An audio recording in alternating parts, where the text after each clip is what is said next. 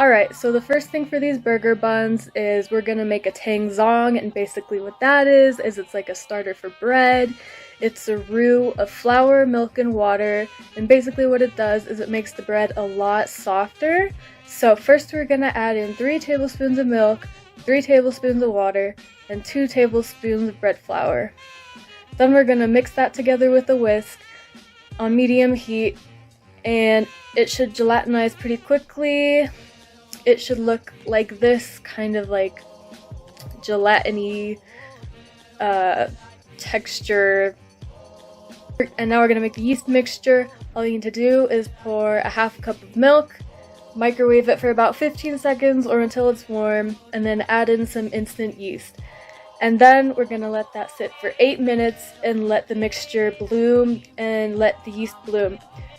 So for the bread, all you're gonna need to do is add in 2.5 cups bread flour, 2.5 tablespoons of sugar, and a teaspoon of salt, and then we're gonna mix all the dry ingredients together.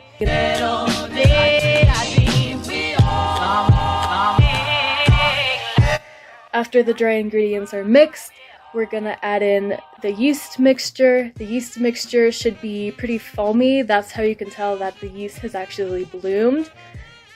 And then we're just gonna mix that together. And then I added in the tang zong after mixing the yeast for a couple of minutes.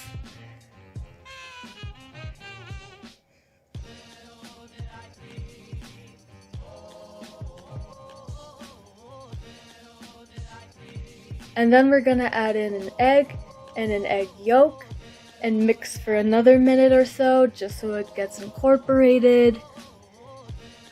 And then we're gonna add 3 tablespoons of melted butter. Obviously you can see that I'm smelling the butter because I love the smell of butter. It smells so good.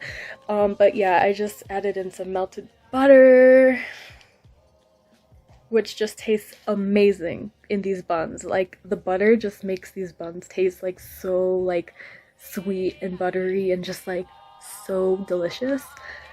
And then I poured the dough out. I know it looks really crusty and gross, but trust me, you just have to keep kneading the dough. I kneaded it for about 10 minutes, but you can just knead it until it looks soft. If it's still really crusty while you're kneading it, feel free to add some butter or add some milk, and that should help make the dough softer. And then after kneading it, I just put the dough in an oiled bowl, flipped it around so that the oil would be on both sides of the dough so it doesn't stick to the bowl, and then I proofed it for an hour and a half.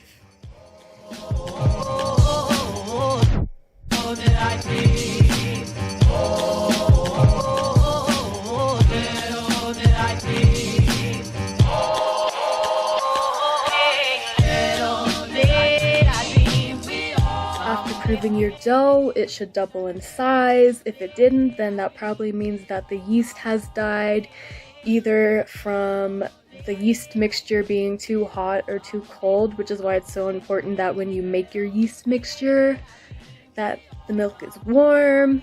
So yeah. And then I just separated the dough into 6 different parts, and basically what I'm doing here is I'm pulling all of the wrinkly bits of the dough to the bottom and then pinching it so that way the top can be nice and smooth and all the wrinkly bits are at the bottom. And nobody looks at the bottom of these balls, so like it's fine. Like, it's smooth on the top, wrinkly on the bottom. And then I proofed for 20 more minutes in the oven.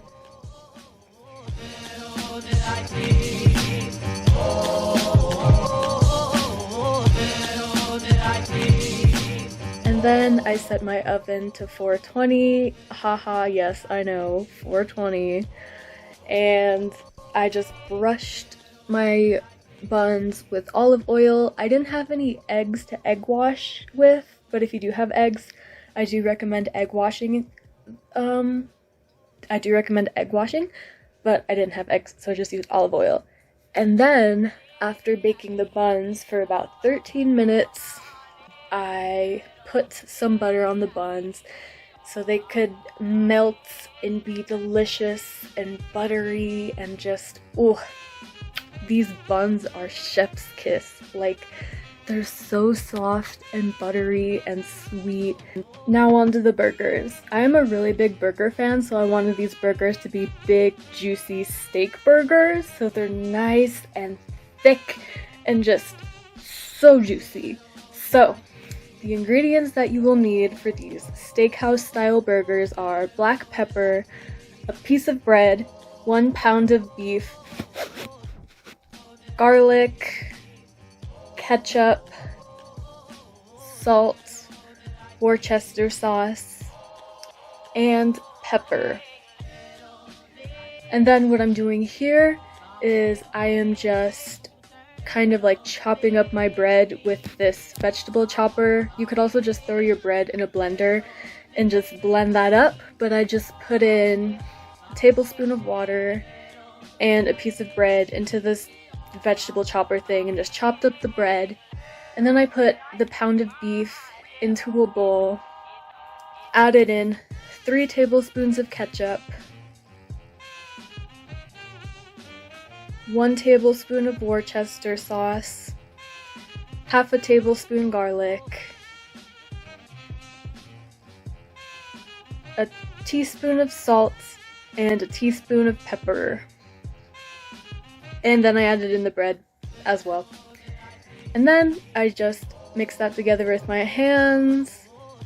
You don't have to use gloves if you don't want to, but I just use gloves just to be safe since you're touching raw meat.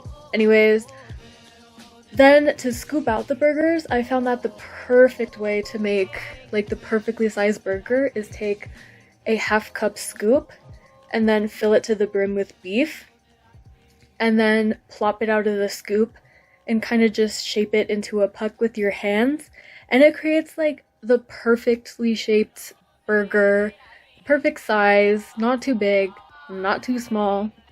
So yeah, it's a nice little trick that I've come up with.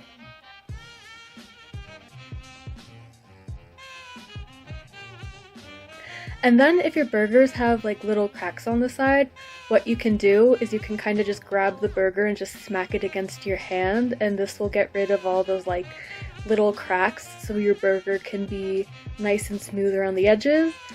And then I just got my brother to grill the burgers because although I can make a burger, I certainly cannot grill for shit. So yeah, there he is grilling the burgers. I have no idea what he's doing. Honestly, grills kind of scare me because they like spit fire at you. And then he just put some cheese on it. I like to use Tillamook sharp cheddar cheese slices, which I think are the best cheese slices. And then yeah.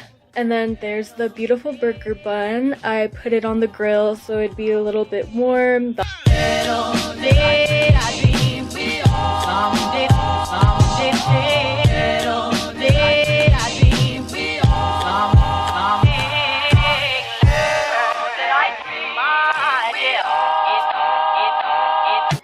So big. Okay. Oh. Mm. Mm. Mm. Mm.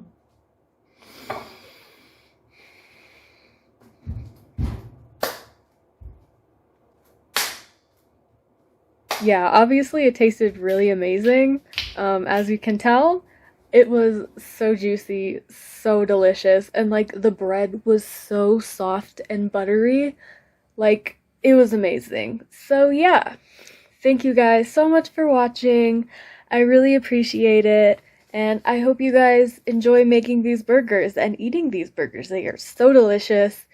And yeah, bye guys!